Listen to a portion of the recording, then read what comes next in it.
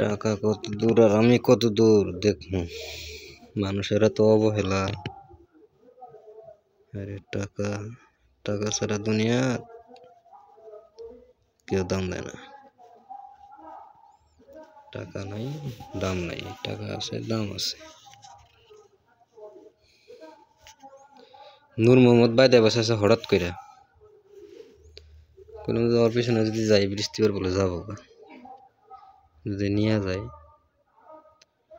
কম দামি কাম করবো, যেদিন মন সেদিন বাইতে আসবার সময় নো টেনশন।